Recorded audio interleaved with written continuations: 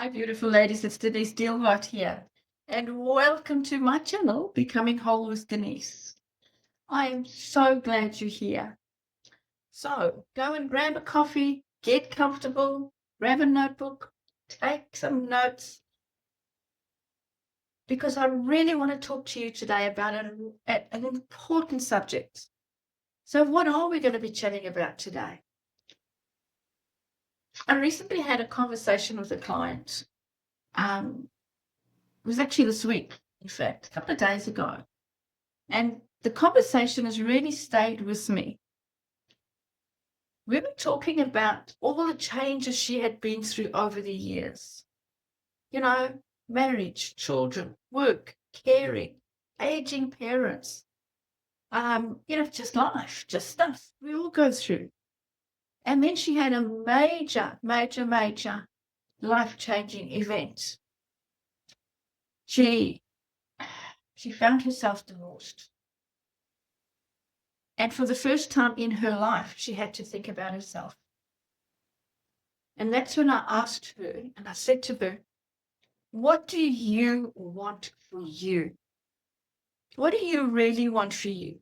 You've been through all the stuff in life. You've been through the marriage. You've now come out the other end. You've been through the divorce. And you're starting your new journey again. You're starting over. So what do you want now? And what do you want for your future? She looked at me with a blank face. She just looked at me. And you could see her trying to process what have I just asked her. And then she smiled. And she said to me, Denise, can I be honest with you? I really don't know. I have never thought of what I truly want for me. I know what I want for my kids. I knew what I wanted for my marriage, and now that's no longer. I have no idea what I really want for me. And I've been thinking about that ever since. I really have, because I found myself wondering how many women would answer that question in the same way. Do you know what you want for you? Do you really know what you want for you? Or is it just something superficial? I'd love a holiday, or I'd love a manicure, or I'd love a massage. And that's not what we're talking about today. I want to go a lot deeper than that. What do you want for you? If you go back to when you were a child, did you ever have dreams? I know I wanted to be a ballet teacher. All my life, I did ballet. I was one exam away from a ballet teacher's exam, and I've got ballet. And to this day, at my age, I still regret not doing it. That is what I really wanted for me as a child. And when I started unpacking everything, I went, oh, I gave up my dream of being a ballet teacher. So what do you really want for you? Because, I know that along the way, life happens to us. It happens to all of us. Everybody needs something from you. Everybody wants a piece of you. But now this is your time to start becoming whole, becoming the woman you are meant to be. I think about it in my own life a lot when I was married to Martin. He wasn't a controlling man or anything like that. But if I did anything or I went anywhere, I would ask his permission. After being widowed now for over 16 years, I think, wow, I don't have to ask permission anymore. I know who I am. I know what I want. But up until the time that he passed away and we were a couple, I always used to ask his permission. Not because I needed his permission. He'd always say yes, of course. It was just that I felt comfortable within myself of asking, is it okay if I meet the girls for a wine after work today, for example? Is it okay if I just pop next door to go and visit the neighbors? Yeah, is it okay if? Now, how many times have you said that? And then I found after he passed away, this is how ingrained it is with us ladies. After he passed away, I felt empty. I felt unruddered, my sales. Who am I going to ask permission? I need permission from somebody. And then I started asking my kids. even though they were married and out of the house and I had grandkids, I started asking them. I started asking their permission for doing things around the house. I started thinking, would Martin have approved if he was still alive? Then I would get on the phone to the kids. Hey, do you think Dad would have wanted me to do XYZ? Whatever it was. I was still asking for permission. And that asking for permission becomes a habit. It becomes a strategy. Because we are taught that we need to ask somebody else's permission, and we need to always be considerate to everybody else. And that becomes so ingrained as women, because we're nurturers. We want to be there for everybody. But what I really want to say to you today is be there for you.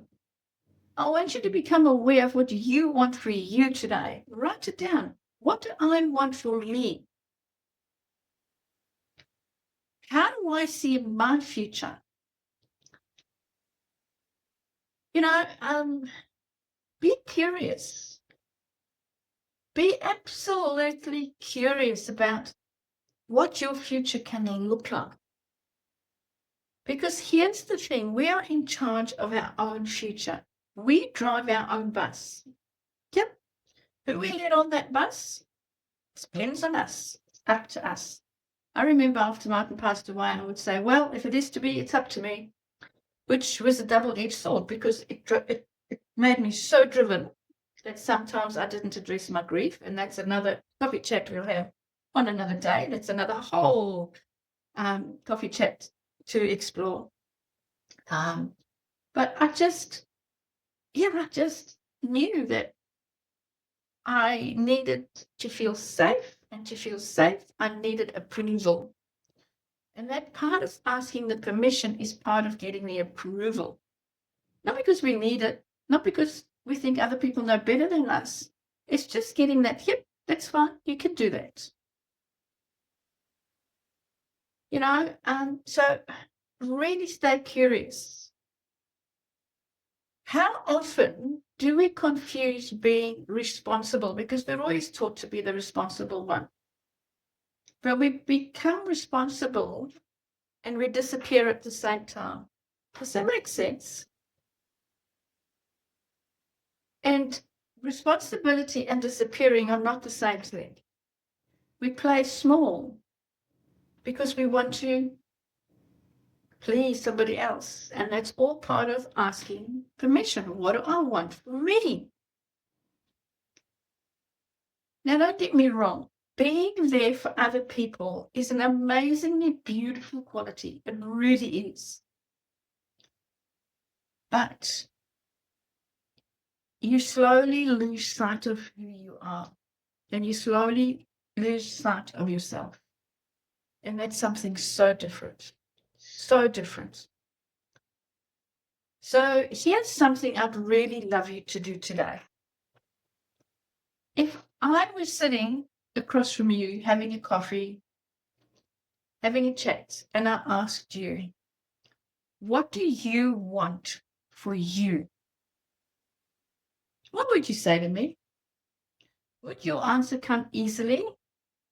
Or would you need to sit with that a while? Just sit with it. What do I really want? I'd genuinely love to know. Leave me a comment below because I read every single comment. But trust me, and I'll answer them. And if this conversation started helping you and you think in a different way, and you're starting to think, well, what do I want? I've never thought of that. I'd love for you to subscribe and join me for next week's coffee chats. Until then, take care, and I'll see you next week.